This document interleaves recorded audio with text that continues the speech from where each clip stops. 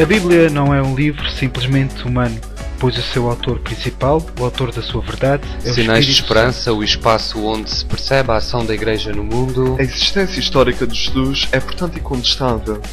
É claro que nenhum dos 4 evangelhos pretendeu ser... Programa Palavra Entre... Olá, sejam todos muito bem-vindos ao nosso primeiro programa Palavra Entre Palavras.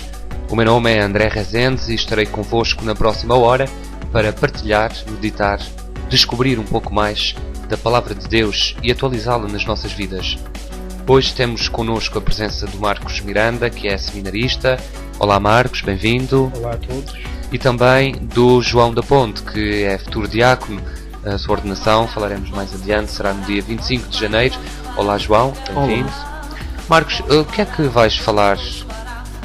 Vamos tentar meditar um pouco ao longo destes programas sobre o significado dos símbolos na Sagrada Escritura. Parece um tema bastante atraente. João, vais partilhar connosco?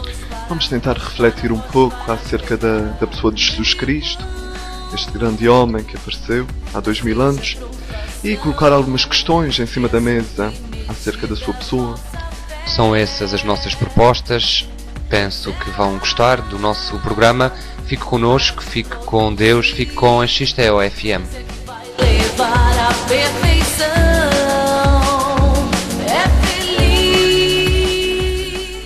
Iniciaremos a primeira parte do nosso programa com a leitura da Palavra de Deus do dia da conversão de São Paulo.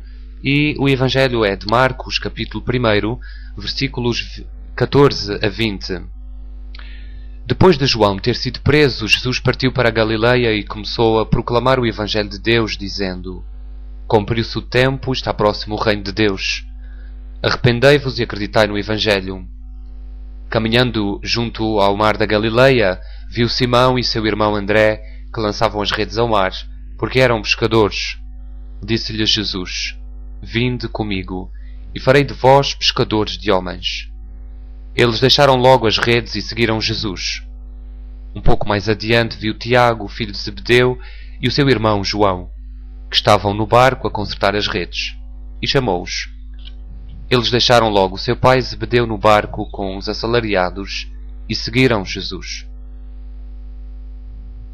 Este é o Evangelho proposto para a nossa meditação e que tem muito que retirar para os dias de hoje, para nós que somos e fazemos da nossa vida uma constante missão, um constante seguimento de Jesus Cristo.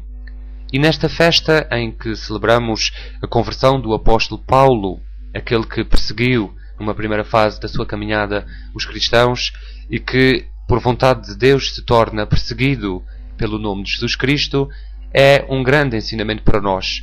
É um grande ensinamento para a Igreja que, ao longo deste ano, comemora o ano paulino. A vida de Paulo é um momento para refletirmos sobre isso. E também esta festa que termina, de alguma maneira, a semana de oração pela unidade dos cristãos. E nesta unidade dos cristãos, a primeira pergunta que eu me fiz na meditação foi: porquê essa unidade? Somos todos cristãos. Para quê esta unidade?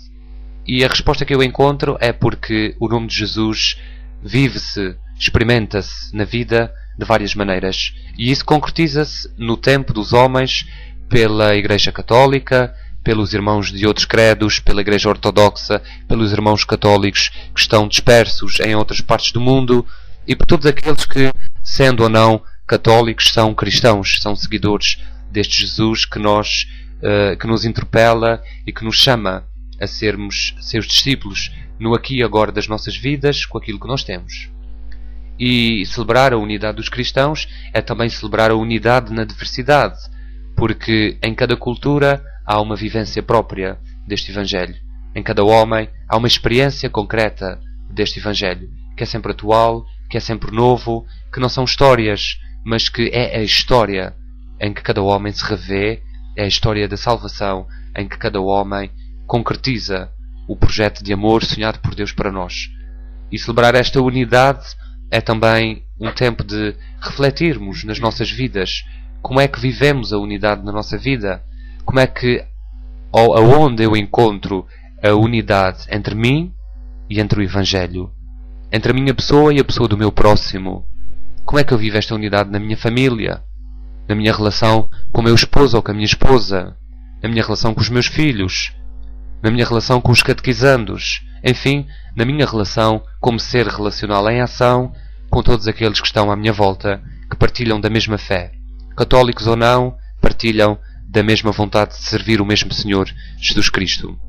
E Paulo é um exemplo perfeito neste sentido, na medida em que anunciou, partilhou, viveu e anunciou Jesus Cristo e a sua palavra em vários contextos culturais, respeitando e usando todos os elementos diversos das culturas onde esteve para atualizar, para ver e fazer destes mesmos elementos culturais sinais da presença de Jesus Cristo, meios para chegar à salvação das almas. E é isso que nos importa, não só aos membros da Igreja, não só aos presbíteros nem diáconos, mas também, e em primeira parte, a todos os batizados, que são o corpo vivo desta Igreja e que trabalham nos seus atos concretos pela unidade dos cristãos. E esta unidade respeita também esta diversidade no modo de pensar.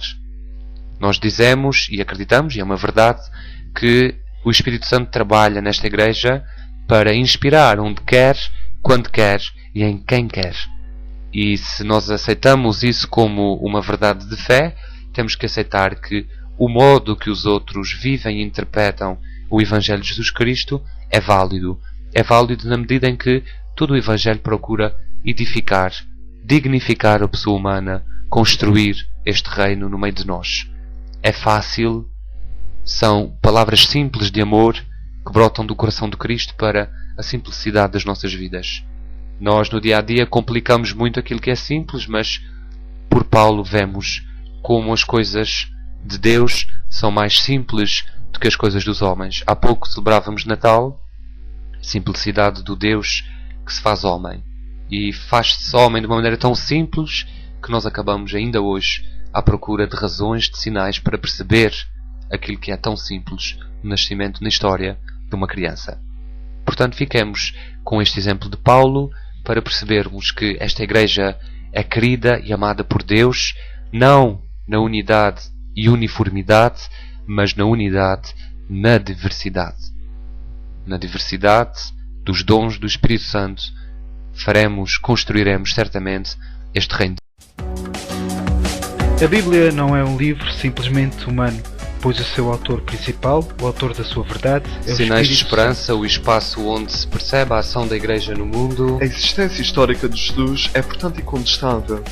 É claro que nenhum dos 4 evangelhos pretendeu ser Programa Palavra Entre Palavras, o novo programa da XTO-FM. Estaremos consigo todas as sextas-feiras para partilhar e refletir muitas coisas sobre a Bíblia. Não perca e ligue-se a nós.